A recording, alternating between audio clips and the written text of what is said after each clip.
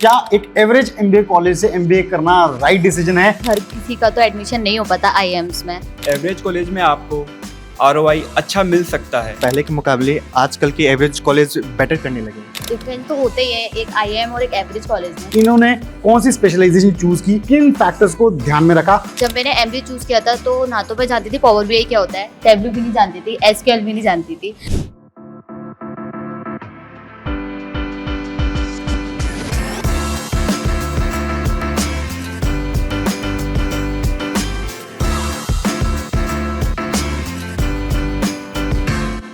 Top MBA college में admission नहीं हुआ है तो क्या एवरेज एमबीए कॉलेज से एमबीए करना सही डिसीजन है?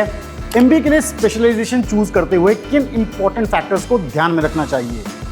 एमबीए जब आप कर रहे हो तो जो आपकी यूजी डिग्री है उससे एमबीए की पढ़ाई कितनी अलग है, इजी है, डिफिकल्ट है? तो आप सभी के ऐसे बहुत सारे क्वेश्चंस पूछने के लिए मैं आ गया हूं विवेकानंद ग्लोबल यूनिवर्सिटी, जहां पर मैं इंटरेक्ट करने वाला हूं बहुत सारे एमबीए स्टूडेंट्स के साथ। Welcome students. इससे पहले कि मैं इनके साथ कॉन्वर्सेशन में जाऊं, अगर आपने वीडियो को अभी तक लाइक और चैनल को सब्सक्राइब नहीं किया है तो फटाफट से कर दीजिए। तो बिना किसी देरी के स्टार्ट करते हैं इस बहुत ही इंटरेस्टिंग कॉन्वर्सेशन को।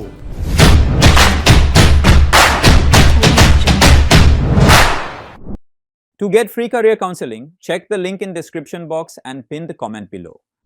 टॉप एमबीए कॉलेजेस जैसे कि आईएम्स में देखो सबका एडमिशन तो नहीं हो पाता है, कुछ परसेंटेज ऑफ स्टूडेंट्स ही उन्हें क्रैक कर पाते हैं, वहाँ एडमिशन होता है। बहुत सारे स्टूडेंट्स को एवरेज एमबीए कॉलेजेस से एमबीए करना पड़ता है। तो क्या एक एवरेज एमबीए कॉलेज से एमबीए करना राइट डिसीजन है? आइए जानते हैं इन स्टूडेंट से। आप बताइए मैम। देखो जैसा कि सर ने बोला कि हर किसी का तो एडमिशन नहीं हो पाता आईएम्स में, कुछ एवरेज स्टूडेंट्स भी होते हैं हम लोगों जैसे। राइट। तो ऐसा तो है नहीं कि हम छोड़ देंगे कि एमबीए करनी ही नहीं है, या फिर ये सोचें कि एक साल और प्रिपरेशन कर लेते हैं कैट की, उसके बाद हम एमबीए आईएम्स कर लेंगे, बट तब भी ज़रूरी नहीं है कि आईएम मिले। राइट।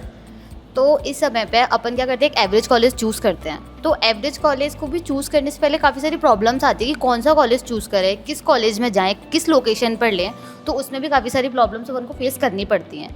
तो इसके लिए अगर आप कोई भी एमबीए एवरेज कॉलेज चूज़ करें तो देख के करना चाहिए। जैसे कि हमने जो कॉलेज चूज़ किया है जिसमें हमें हमारे मेंटर्स काफ़ी अच्छे हैं, वो हम पे फोकस करते हैं, हमारी टेक्निकल स्किल्स पे भी करते हैं। क्योंकि जब मैंने एमबीए चूज़ किया था तो ना तो मैं जानती थी पावर बीआई क्या होता है, टैबलू भी नहीं जानती थी, एसक्यूएल भी नहीं जानती थी। एंड फर्स्ट डे जब मैं आई थी मैं बहुत ज़्यादा इंट्रोवर्ट टाइप की थी, क्योंकि जब फर्स्ट डे जीडी हुआ था तो मैंने एक पॉइंट्स भी नहीं बोला था। इन प्रेजेंट मैं बहुत सारा बोलती हूँ, जैसा कि आपको दिख रहा है। ठीक है। तो काफ़ी ज़्यादा अच्छा है। अगर तो आप मतलब आप यही बोल रहे हो कि फैकल्टी का रोल, कॉलेज में जो आपका प्रैक्टिकल चीज़ें आपको सिखाई जा रही हैं, अगर वो एक एवरेज कॉलेज में भी अच्छी हैं तो ये आपको एनहांस करने में हेल्प करती है। अब डिफरेंस तो होता ही है एक आईएम और एक एवरेज कॉलेज में, to take the placement, right, to take the program की जो फैसिलिटीज़ वगैरह होती हैं उन सारी चीज़ों को लेकर। Right.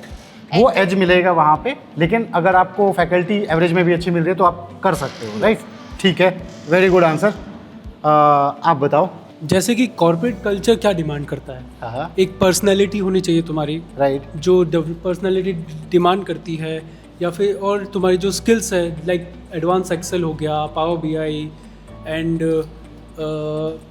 Portfolio management, risk management, investment, और भी बहुत सारी स्किल्स हो गई। वो अगर एक एवरेज कॉलेज दे रही है तुम्हें तो डेफिनेटली उस पे जाओ, एडमिशन लो, क्योंकि वो बेनिफिशियल ही होगा अगर एवरेज कॉलेज दे रहा है तो ये फीडबैक आपको कहाँ से मिलता है? सीनियर से, फैकल्टी से, कि कॉलेज जैसे आप चूज कर रहे हो, राइट, उसको तो नहीं पता यहाँ पे ऐसा होगा, राइट? हाँ। तो आपने किन से कंसल्ट किया? आपने ये मैंने खुद ने अपने बेसिस अपने लेवल पे रिसर्च अपने लेवल पे किया है। ना मैंने सीनियर से बात करी है, ना मैंने अपने मम्मी पापा से बात करी, मैंने खुद ने अपने लेवल पे कॉलेज डिसीजन लिया। ये एवरेज कॉलेजेस का पॉजिटिव और नेगेटिव साइड दोनों है। जैसे एवरेज कॉलेज में आपको आरओआई अच्छा मिल सकता है अगर आप अपने कैपेबिलिटीज़ को इन्हेंस करते हैं वहाँ पे जाके।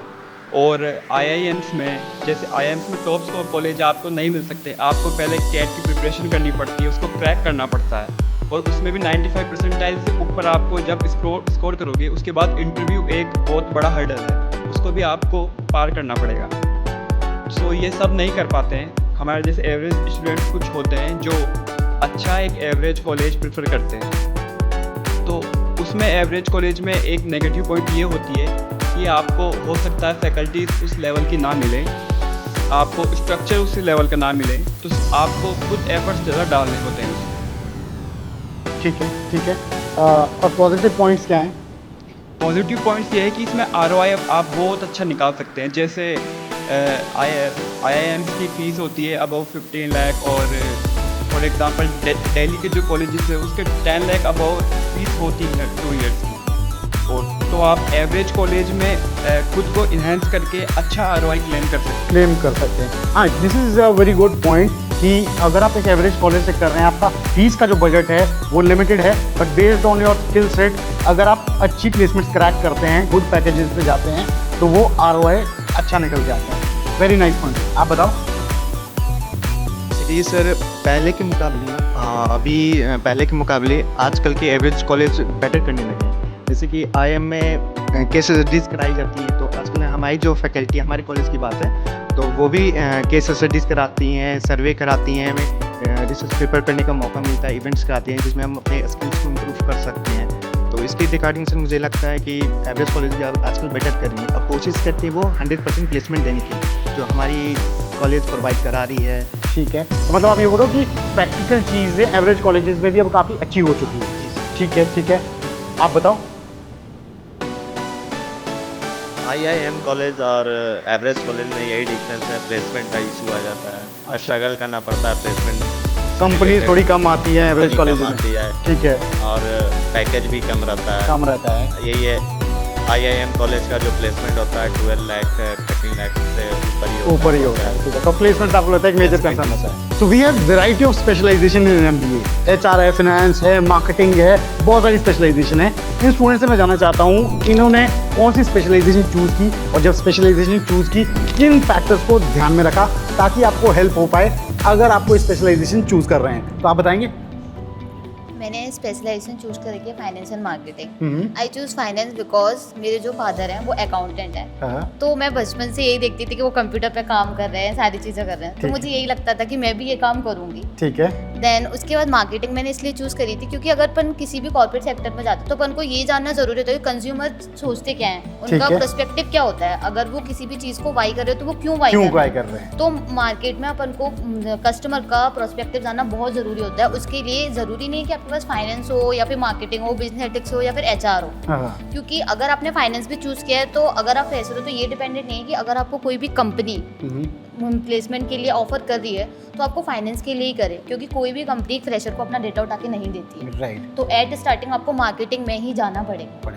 ठीक है। 90% चांसेस मार्केटिंग के ही होते हैं। ठीक है, मतलब आपको कहीं ना कहीं स्टार्टिंग जो हुई है वो आपके पापा के काम से हुई है। यस। ठीक है, वेरी नाइस। आप बताओ कौन सी स्पेशलाइजेशन है, क्यों चूज़ की, क्या फैक्टर्स थे? मैंने बिजनेस एनालिटिक्स और फाइनेंस परस्यू किया है। ठीक है। बिजनेस एनालिटिक्स मैंने इसलिए लिया है क्योंकि अभी 2 ही चीज़ें बूम पे है मेरे अकॉर्डिंग। एक तो है डेटा बहुत बढ़ रहा है अभी, और डेटा को हैंडल करने के लिए स्किल नहीं है लोगों के पास, और जो दूसरी चीज़ चल रही है वो AI चल रही है। ठीक है। सो बिजनेस एनालिटिक्स में जैसे मैं अभी पावर BI पे वर्क कर रहा हूँ। सो पावर BI है, टेबलू है एंड SQL है डेटाबेस। ये सब डेटा को प्रेजेंट करने में और डेटा को एनालाइज करके फोरकास्ट करने में बहुत हेल्प करता है, और ये अभी ट्रेंड में आने वाला है। और फाइनेंस मैंने इसलिए लिए क्योंकि फाइनेंस आप कुछ भी काम करो, आप फाइनेंस से दूर नहीं जा सकते हो। आपका फाइनेंस टर्मिनोलॉजी बहुत अच्छा होना चाहिए, आपको समझ में आना चाहिए। अगर आप फॉर एग्जांपल 50,000 कमा रहे हो और आपको नॉलेज नहीं है कि आप उसका क्या करो, कैसे मैनेज करोगे, तो आपको वेस्ट है एक तरह से। ठीक है, वेरी नाइस आंसर यार, वेरी नाइस। आप जो कर रहे हो आपको उसकी कंप्लीट नॉलेज है कि बिजनेस ग्रोथ में कैसे हेल्प करेगा। आप बताओ। मैंने फाइनेंस एंड मार्केटिंग में लिया है। देखो, मेरा लॉन्ग टर्म गोल है, मेरे को स्टार्टअप करना है। ठीक है। And marketing and finance backbone है किसी भी बिजनेस के लिए। ठीक है।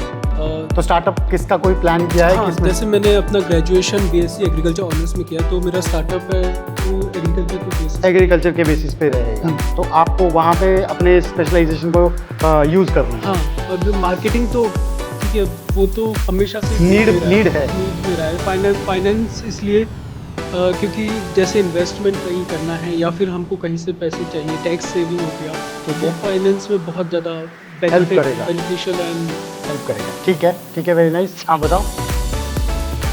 सर मेरी स्पेशलाइजेशन है मार्केटिंग एंड HR। ठीक है। तो मैंने मार्केटिंग इसलिए ली सर कि मार्केटिंग में हमें think out of the box सोचने का मौका मिलता है। और इसमें क्या होता है सर, अगर हम सेल्स में जाते हैं तो हमें लोगों से इंटरेक्ट करने का मौका मिलता है, हमारी कम्युनिकेशन स्किल भी इम्प्रूव होती है। ठीक है। और वैसे मार्केटिंग में ना बहुत सारे वैरायटी होते हैं, जैसे कि बहुत सारे इंडस्ट्रीज होते हैं, जैसे फूड इंडस्ट्री, हॉस्पिटैलिटी। राइट। तो इस टाइप के तो पहले हमें ये सोचना पड़ता है कि हमें किस इंडस्ट्री में जाना। हाँ, क्योंकि मार्केटिंग तो हर इंडस्ट्री को कैटर करती है ना, जी। चाहे आप एंटरटेनमेंट में जाओ, पढ़ाई में जाओ, किसी भी उसमें, तो आप इंडस्ट्री भी चूज करो। हाँ, तो इसमें पहले डिसाइड करना पड़ता है कि आपको कौन सी इंडस्ट्री पसंद है सर, आपका इंटरेस्ट एरिया किसमें, फूड इंडस्ट्री में या फिर हॉस्पिटैलिटी में। तो ये था। ठीक है यार, वेरी नाइस। ठीक है, आप बताओ। मार्केटिंग फाइनेंस है। हाँ। मैंने मार्केटिंग इसलिए चूज किया है क्योंकि मेरे फादर बिजनेसमैन हैं और मेरे को इंटरेस्ट है बिजनेस में। ठीक है। तो मेरे को मार्केटिंग से ये समझ में आया कि how to analyse the consumer behaviour. ठीक है। मेरे को नॉलेज मिला कंज्यूमर के बिहेवियर के बारे में कैसे जानकारी करें। ठीक। और फाइनेंस इसलिए मैंने लिया क्योंकि रिस्क मैनेजमेंट होते हो उसमें, ठीक है। फंड को यूटिलाइज कैसे करें वो सब सीखने को मिलता है। ठीक है, थैंक यू। तो स्टूडेंट्स, बहुत सारे सवाल हमने आज इन स्टूडेंट्स से पूछे हैं, कैंपस में हम आए हैं। अगर आप भी चाहते हैं कुछ ऐसे इंटरेस्टिंग डिस्कशन आप सभी MBA स्टूडेंट्स के साथ हम करें और आपके जो ऐसे सीनियर्स हैं उनके साथ करें, ज़रूर हमें बताएं कमेंट सेक्शन में। और अगर आपको वीडियो पसंद आए तो ज़रूर इस वीडियो को लाइक करें, शेयर करें और चैनल को सब्सक्राइब करना बिल्कुल ना भूलें। हम जल्द मिलेंगे एक और ऐसे इंटरेस्टिंग डिस्कशन में, नेक्स्ट वीडियो में या फिर आने वाले वीडियोज़ में। तब तक आप सभी अपना ध्यान रखें। Stay tuned, stay safe and believe in you. Thank you guys.